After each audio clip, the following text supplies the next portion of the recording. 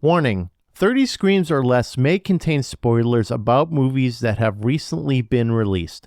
If you haven't seen the movie, go watch it, come back, and enjoy the show. Or, if you don't want to waste your time watching the movie and rather have two random horror dudes watch it for you, we got you covered as well.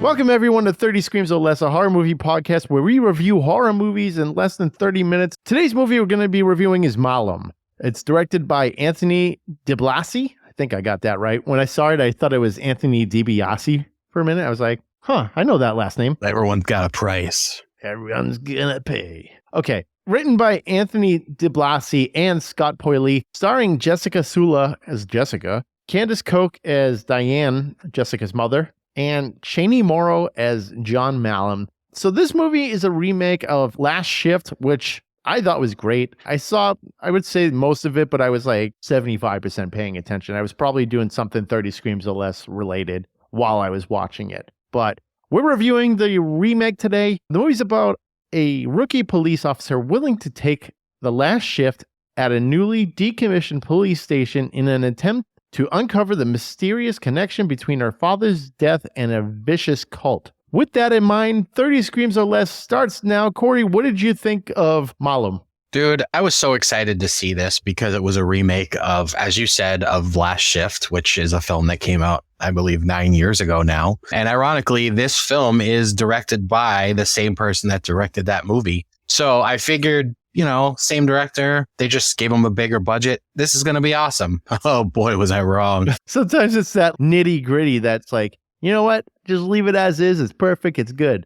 This didn't need to be made at all. I will say though, I thought, just judging by the opening scene, that was going to be awesome because it was just kids being tortured. Oh yeah, it was fucked up. That was fucked up. I mean, obviously this movie had a lot of fucked up parts to it. And just to see Jessica's dad go crazy essentially and shoot the girl in the face and then shoot the other cop. And that's pretty much how this movie starts. It starts off with a bang. Well, it obviously starts off with a clip of the cult and then it goes into that friggin' lunacy. So it does start off with a bang. I do like that.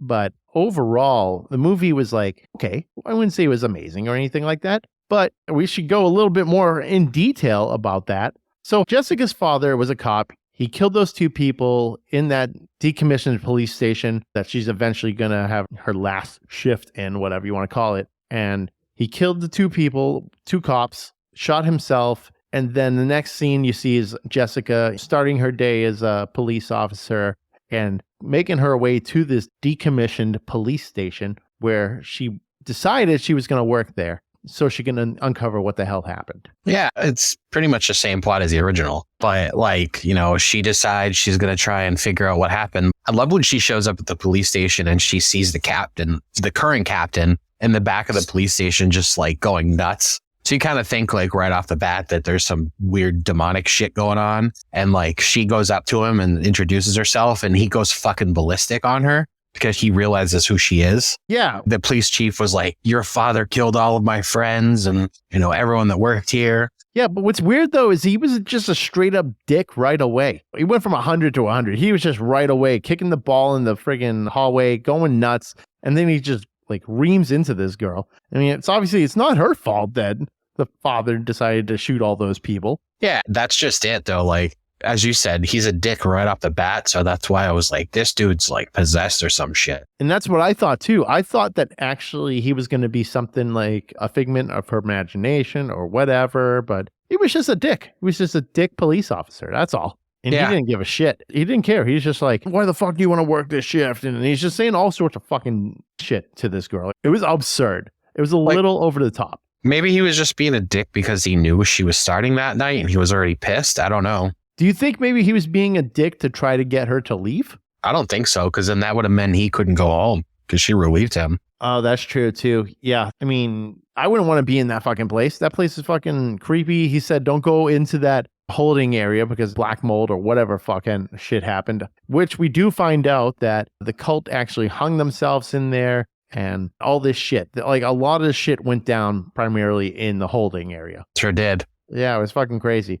But I did want to touch up on this a little bit more. So why the fuck would you remake the same exact movie you made 9 years after? I think there should be a 10-year period for which movie should be remade or attempted to be remade. It doesn't make sense for him to remake it. It goes back to like Speak No Evil. I mean, that shit came out this year and it's being remade already. You know, big name actor is probably a bigger budget, but it's the same idea here. This dude probably went to like whoever fucking paid up to get this made. And, you know, he asked for some money. It was like, I have some new ideas like the original did so well. Give me more money and like, I'll make it better kind of thing.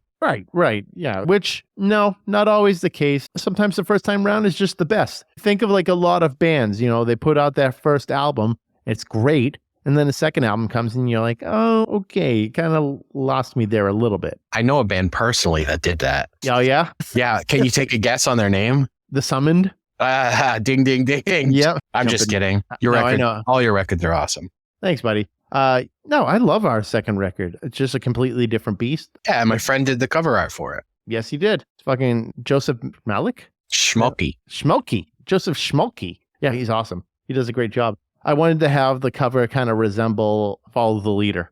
I don't know if you noticed like the color comparison. Come on, Steve. I know you. Yeah, because I fucking love Korn. Yeah, So what? Exactly. I know exactly. As soon as I saw the first image of it, I was like, this dude went for fucking issues. Oh, yeah. I was like, fuck it. There's a lot of Easter eggs in that album that people just don't know about. You actually got Jonathan Davis to do a song with you, too. It's pretty cool. Oh, yeah, exactly. No, I didn't. I wish. You know, I could have said that and people would just be like, holy shit, that happened. And they'd fucking listen to the album and realize, nope, no one's there but me. I know. I was trying to fucking make people go listen to it, you idiot. Now you can edit that part out. I fucked up. Edit. You realize how many downloads they just got you and then you ruined it? Yeah, I fucked it up.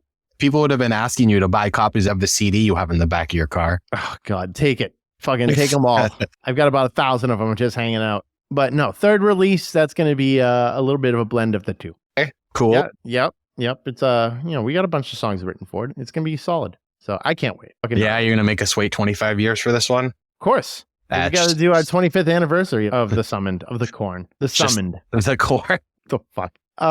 When the fuck did we start? 2007? Yeah, we started in 2007. And you have 2 albums? 3? Yeah, 2 albums and an EP. Okay. Yeah, which, okay. I mean, Necrophagus or Necrophagus or whatever you want to call them, they put out 2 albums and they fucked off. Yeah, and I'm still hoping the 3rd album drops before I shit the bed. Yeah, we'll see. Because we know it's recorded. Mohammed keeps saying it's recorded, but they won't release it for whatever reason. Just drop that shit on Bandcamp. What are we, like, why? Why wait? Yeah, I don't know. Just whatever. Like Blood Has Been Shed. Blood Has Been Shed apparently has a new record recorded too, and we're just never going to see it. That doesn't make any sense. Like, just fucking drop it. Give it out for free. Who gives a shit? Glass Casket decided to stop holding out, but now Dusty's in trouble, so who knows if that's coming out. God. Yeah, I heard about that. And that's one band I definitely want to see is Glass Casket, but I saw them a long time ago. Metal Fest. Oh, damn you. Wait a second. I probably did at some point and didn't realize I was fucking watching them. But yeah, they played like the earlier ones. Oh, yeah. I went to a lot of those and you know what? I miss them. I do miss them.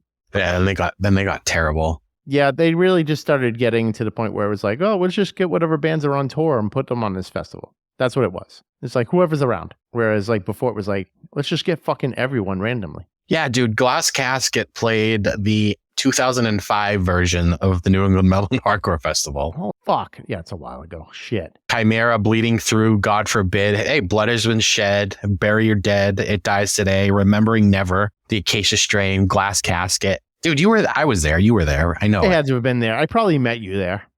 Probably. Wait, I have a picture of you fucking like giving me the middle finger, I think, fucking wearing a Summon shirt. Oh, really? I think so. That's probably where we became friends for all I know. But it's possible. We are going off topic. Actually, we're going way off topic. Okay, I guess we'll talk about this movie again. We'll talk about this fucking shit, whatever. So, yeah, there were a lot of parts in this I thought were cool, but it was a really Really fucked up. And I enjoy fucked up movies. Don't get me wrong. But this thing was like, I didn't know what was going on half the time because I couldn't tell what was real and what was fake. It felt like it was all over the place. There were things like random bodies just dropping down from the ceiling with nooses around their necks and bags over their head. There were a lot of bag heads in this movie. It was very interesting. Yeah, I remember like the first time we saw them was when she locked that homeless guy up in the cell, right? Yeah, exactly. Yeah, and he was Actually, being fucking weird. This brings wait 1 second. So remember when she had the bolt cutters? She was trying to use them on something, and then she went to the padlock and she decided to shoot it with her gun. Yeah. Instead of using bolt cutters. Oh, I remember. Yeah.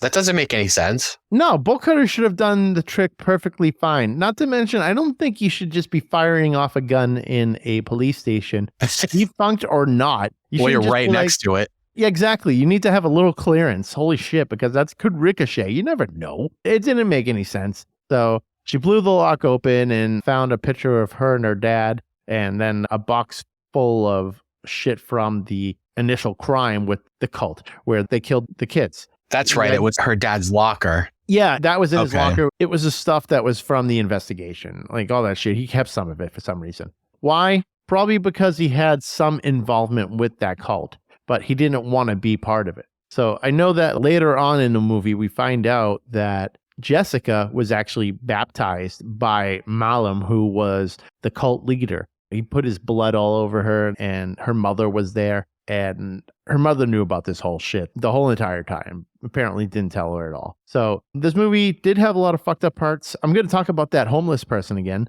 because the first time we see him, he's literally just pissing on the door right in front of the cop. You would think if you're pissing in front of a cop like that, you'd get napped for indecent exposure, fucking public intoxication, whatever. You'd get the book thrown at you. Nah, she was too busy shitting her pants. I'd probably be shitting my pants too if I was in a friggin' abandoned police station and seeing that. I'd be like, nope, not today. Yeah, at that point, she didn't give a fuck. Yeah, no, I think at that point, you're just looking out for your best interest and being like, I think I'm going to do whatever it takes for me to not fucking die tonight. Like, this guy come in and piss on me if he wants. I'm just going to try not to die. No, I got bigger fish to fry. I'm going to just not die. So that shit happens. She's like, seriously, dude? And gets like fucking mopping bucket and shit. And then it just starts fucking getting crazier and crazier from there. You start seeing shit like randomly in the background, which we've talked about this before. I fucking love when they do that in movies, like horror movies, where like random shit just happens in the background. It's fucking great. Mm-hmm. Yeah, there was a lot of that in this. Yeah, there was one scene in particular where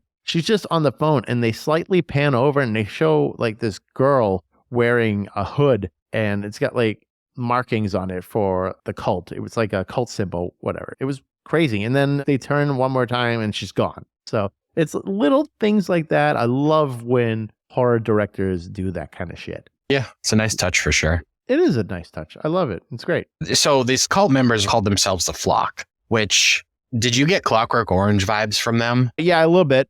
They were just a whole crew fucking hanging out, having fun, fucking, I don't know, being culty, fucking weirdos. Yeah. So yeah, I got that sense a little bit myself. And am I making this up, or was her dad the leader of the Flock? No, you're making it up. He was not the leader of the Flock, but he was definitely like involved in it. Because I swear the leader was her father, like a younger version of her father. That's probably just how I wanted it to be. Wait, wait a second. Wait, is that true? Holy shit. I think it was a younger version of her father. Because there are similar. No, that can't be true unless her father was seeing shit in the interrogation room, because there was a scene where Malum's in the interrogation room and the father's there. Who knows? The father stood up at one point and was just looking at Malum. So who knows? Maybe Malum never existed and that the father was him or shit. They never really went into that. I think your approach, though, that would have been fucking nice. Oh, no. I think that's still what happened. It probably is still what happened, but half the time I was just watching it, I was fucking confused on what the hell was going on. Dude, Last Shift is nowhere near like the confusion that this movie brought. You need to watch it now. Yeah, I'm going to have to give it a watch, kind of like a refresher, because I do remember some of the fucked up shit in it, but I didn't sit down good enough to really give it a chance, because I was just like, I was doing shit in the background. I was half watching it, and I was like, this is fucked up. What is this? And my girlfriend's like, oh, it's Last Shift. I'm like, all right, well, this is fucked up. I'll have to check this out when I have a chance. I just haven't gotten back to it. It's so much better than this. Most originals are, unless you're Evil Dead, where it's like the remake is a fucking banger as well. Yeah, but like the worst part is they're fucking the same director. Yeah, that doesn't make any sense to me. You would think the director is like, okay, we're going to fucking do this almost shot for shot. And now that we have a bigger budget, we're just going to fucking pull out all the stops and just fucking go for it. But I guess not. It was fucking all over the place. It was absolutely all over the place. That's a good way to put it. Yeah. Like if you took some fucking acid and you decided to watch a horror movie and you were like half paying attention, maybe that's what probably would fucking happen. You're seeing all that shit. I don't know. I don't take acid. I'm just saying it was like a fucking, I don't know, maybe a bad acid trip. There was just fucking shit happening all over the place. Something happens to her. All of a sudden she's ending up in a different room. We're like, what the fuck is happening right now? Yeah. You should actually take acid and watch it for science. For science, of course. Yeah. For science. Do acid, watch Last Shift. Fuck that. Give it a whirl. I'm good. Dude, when I have too much weed, I get the spins and I'm like, I'm toast. Forget acid. I'm good. So just smoke a bunch of weed, eat some Eddies and watch it. Yeah, have a few Eddies, man. Like when I have too many Eddies, it's a problem. Yeah, You've I know. Experienced it. Yeah, because I was like, I don't think I could fucking do the podcast tonight. Why? Because I'm fucked up. The fucking room's spinning. And you text me like, like 10 o'clock. You're like, I think I'm good now. You want to record? Yeah. I'm like, fuck you. I'm doing other stuff now. I needed time to fucking get over it. I was like, dude, I was trying to make dinner after I had those Eddies. No, I'm sorry. I took the Eddies and then I was trying to make dinner and holy shit, was that a challenge. Fucking me trying to open a bag. I'm like, I can't fucking look down. Holy shit. I was fucked up. I was definitely a hot mess express. Ah, man, I wish I got to like witness that. Goldie Rose got a show that night. Oh, she absolutely did. She's just watching me the whole time. You can see she's smiling. She wants to hold back the laughter as I'm fucking struggle bussing, trying to make a grilled cheese. Yeah, one of the most simple things you were struggling to make. I love it. I was fucking struggling to make a grilled cheese, and I'm like, the fucking room is spinning. Like, I'm just trying to look at one thing, and nope, just wasn't doing it. Wasn't working. Fuck, so man. Then do it again and watch this movie. Oh, there we go. Yeah, I think I'm just going to be like, you know what? I'm just going to watch this, and I'm just going to melt into the floor. And then, eat a grilled cheese? No, I'll turn it into a grilled cheese. All right, turn into a grilled cheese and watch this movie. I'll do that. That sounds like a fucking good idea to me. There were some really cool stuff in here. There was one thing that scared the fucking shit out of me, and it was like the stupidest thing ever. It was a basketball hit the wall as she's like gun drawn. She hears the elevator starting to move and thinking that people are going to come out of the elevator. She was probably thinking the girls from the cult. She has her gun there. She's fucking ready for them. All of a sudden, a basketball flies at the door.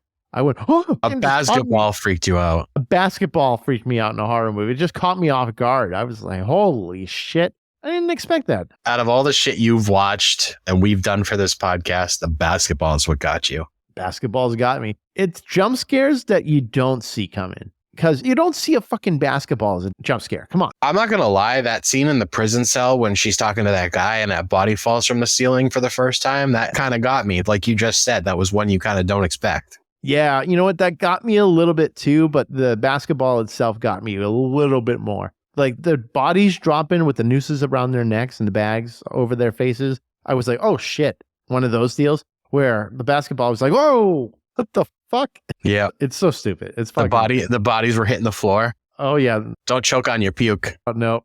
So yeah, that part scared the fuck out of me. So the cult girls that were initially part of that sequence at the very beginning of the movie, where one of them was killed, but the others survived. So they got kidnapped by this cult. But once again, I don't even know if any of this is fucking real or not. Supposedly they were kidnapped. She's talking to someone at the newer station. And when she talks to him, he seems like a normal cop, but then he ends up talking about the cult and how the demon is coming or whatever. And so now it's like, okay, the lines of reality are blurred in this movie entirely. You just don't know what the fuck's happening. But there was a scene where one of those girls that was kidnapped was in a room and she had a noose over her head. And Jessica runs in thinking she's able to save her because the girl's still struggling. It's not like she's passed out, nothing like that. So she picks her up. But then the fucking rope ties tighter. I don't know if you saw this part. I'm sure you saw this part. Oh, Remember how the fucking rope? So she's got her fingers under the rope to give her some fucking air to breathe because I figured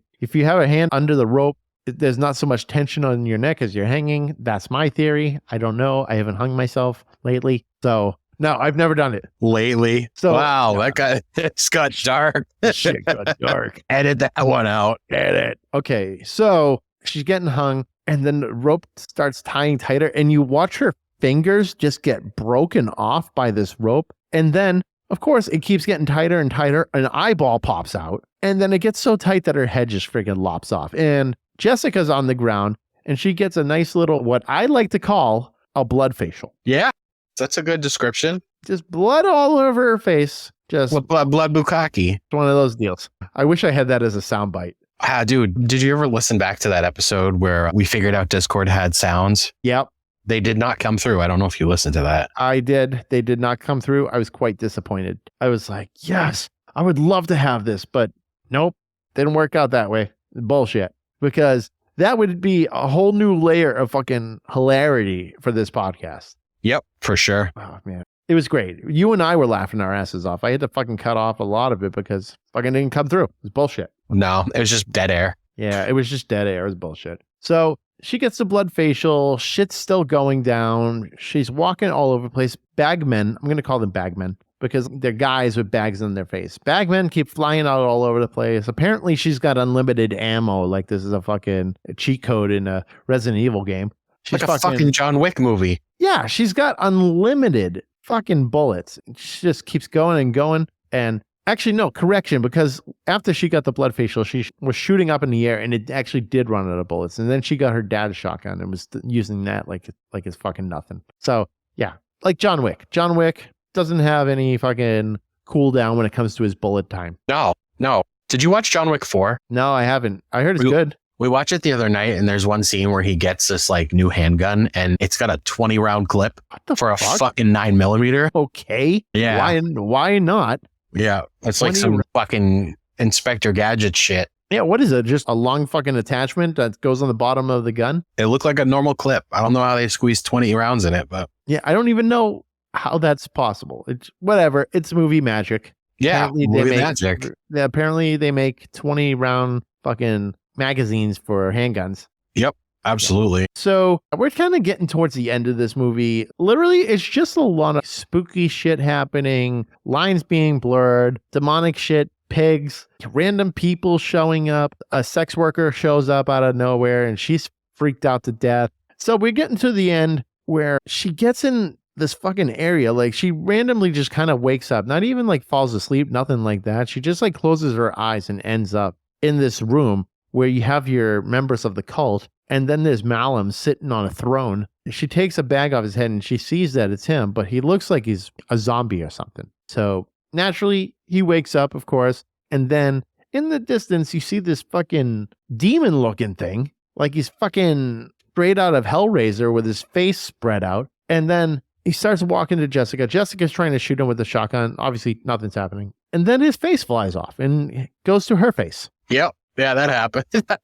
Yeah. That's not me like elaborating or fucking whatever. That's exactly what happened. So his face flies off, hits her face. She ends up back in a hallway. And this is what I'm getting at. It's just fucking all over the place. So she ends up in a hallway and someone is coming at her and she shoots them. So you're thinking, okay, yeah, she's just about to be attacked again. She shoots them. And it turns out she shot her mother. So her mother's on the ground. The cult comes up from behind her. And they're all laughing and like calling her pig and pushing their finger up to her nose, like, you know, signaling like piggy, whatever the fuck. And she's crying and then she starts laughing. And I don't know if it's like from going insane, right? She's probably just fucking losing it. See, dude, this movie was an hour and a half of hallucinations, like endless hallucinations. Yeah. So that happens. She shoots herself in the head. And I'm like, all right, well, that's a fucking weird ending. She's just laughing like, reads some sort of passage. No, what was it? It was the serve and protect. It wasn't a passage. It was the fucking what cops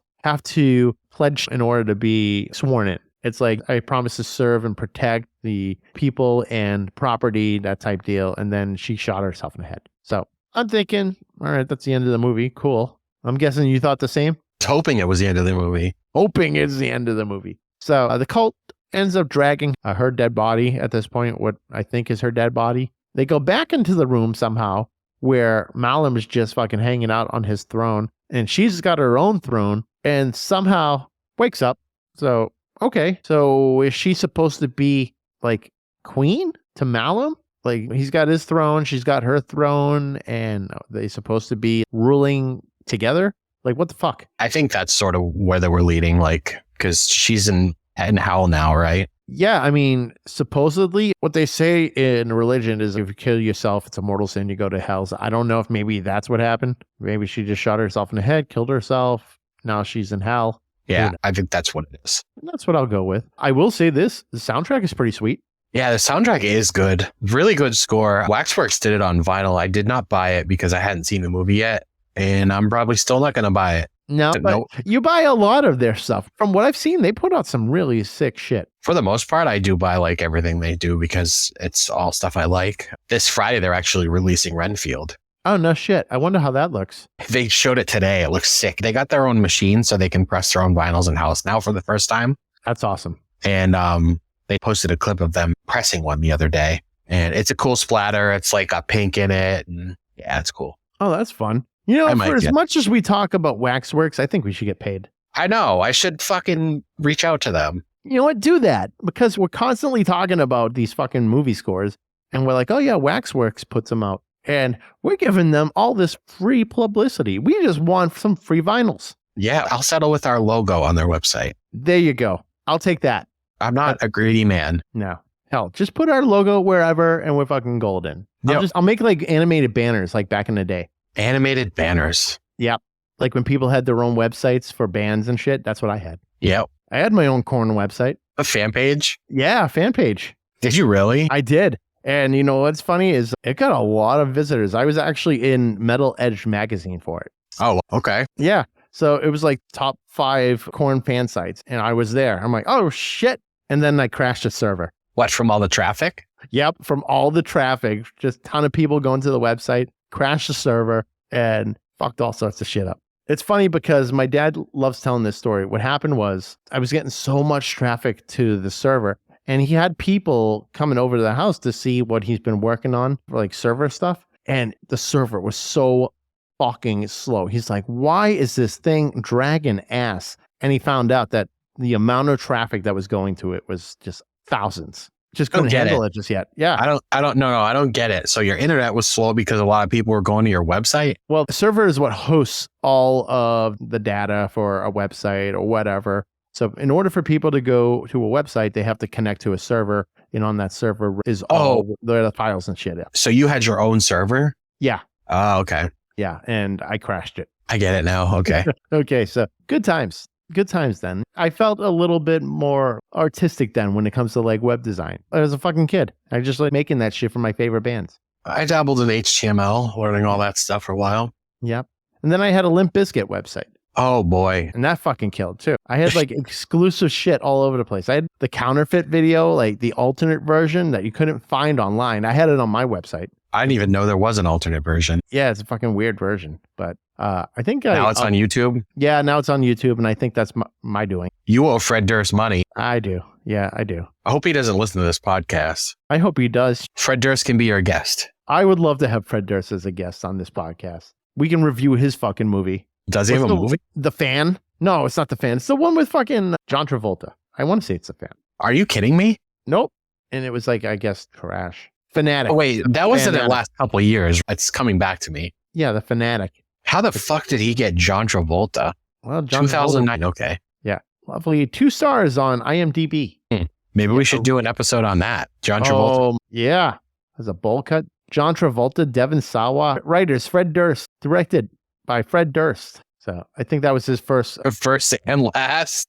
I think. Wow, look at that haircut. What is up with that haircut? Right? Bowl cut, dude. That's like straight up hipster cut these days.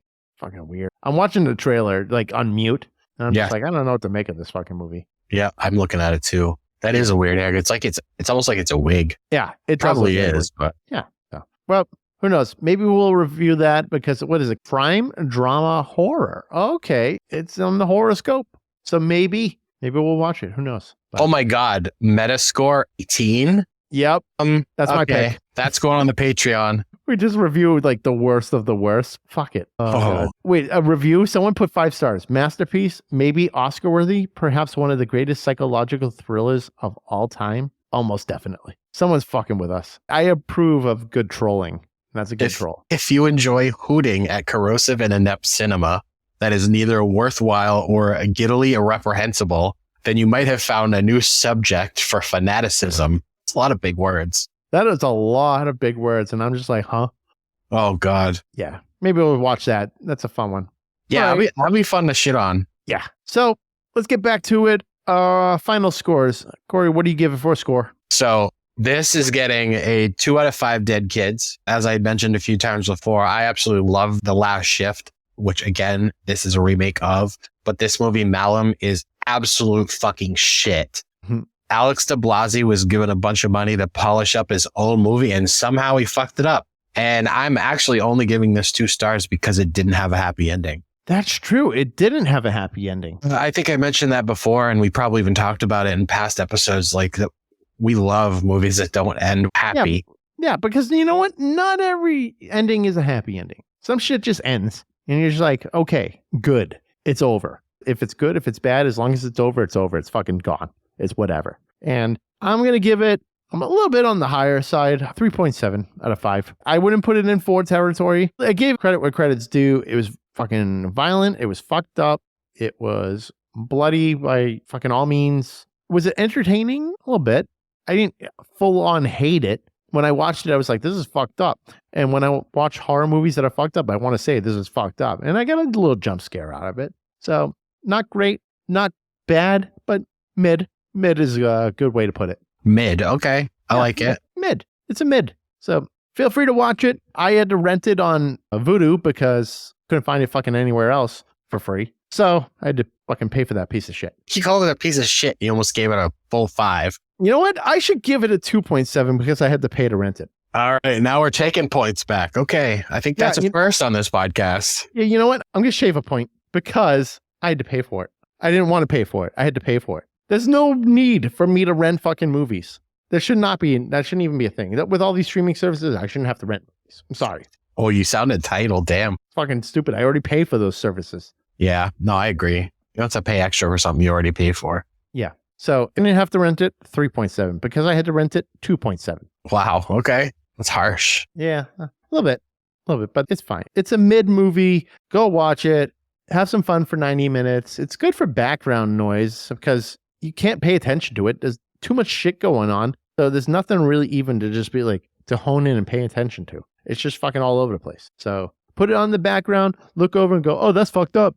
And then that's it. So I like your logic. 2.7 out of 5. You like my logic? Yeah. It's Yeah. a good background movie for fucked up shit. So 2 out of 5 dead kids for you, 2.7 out of 5 for me. And I think we're just going to leave it as that. But everyone, be sure to like, follow, and subscribe on Facebook, Twitter, Instagram, and YouTube. Be sure to leave us a 5-star review on all podcast platforms so we can get some more exposure. And of course, tell your friends. That's how more people will be able to find out about us naturally. We're a part of the Shining Wizards Network. Visit shiningwizardsnetwork.com. They got a bunch of awesome podcasts up there, ranging from wrestling to heavy metal to horror. So definitely check out all the shows that they have on their network. Be sure to visit 30screamsorless.com as well for all previous episodes and transcripts to go with those episodes. And if there's anything you want us to review, send us an email to 30screamsorless@gmail.com or hit us up on social media and use the hashtag 30screamsorless and we'll see it.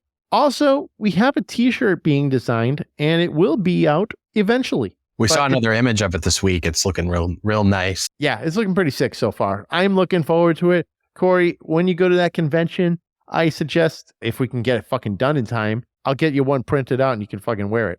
Good. Perfect. We'll get us some business cards too, because we got to be business. Yep. Okay, with that said, I'm Steve. And I'm Corey. And thanks for listening to 30 Screams or Less. And don't forget to drink your beans and tongue punch your significant other's fart box. Bye.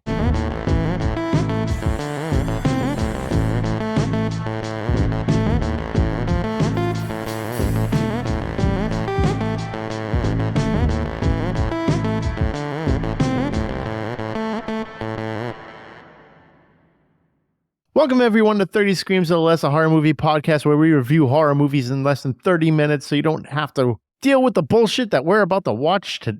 No, I don't want to go into that. Good start. Good start. Great start. Everyone just shut it off. Good. I'm glad. They're like, so you don't have to watch this bullshit? No. That's how I feel about it. Yeah, I know. All right, let's try it again.